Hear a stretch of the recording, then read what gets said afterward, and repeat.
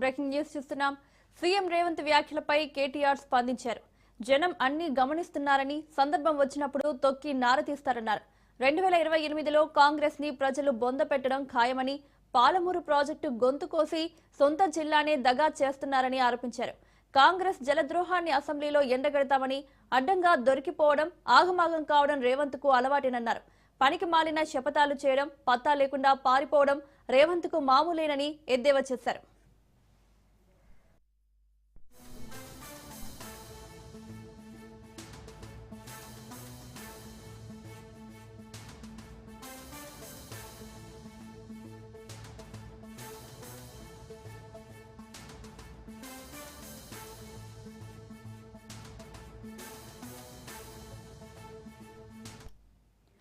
CM Revanth వ్యాఖ్యలపై కేటీఆర్ స్పందించారు.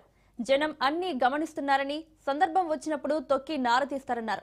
2028లో కాంగ్రెస్ ని ప్రజలు బొంద పెట్టడం ఖాయమని, పాలమూరు ప్రాజెక్టు గొంతు కోసి సొంత జిల్లానే దగా చేస్తున్నారని ఆరోపించారు. కాంగ్రెస్ జలద్రోహాన్ని అసెంబ్లీలో ఎండగడతామని, అడ్డంగా దొరికిపోవడం, ఆగమాగం కావడం రేవంత్ కు అలవాటేనన్నారు. పనికి మాలిన శపథాలు చేయడం, పత్తా లేకుండా పారిపోవడం రేవంత్ కు మామూలేనని ఎద్దేవా చేశారు.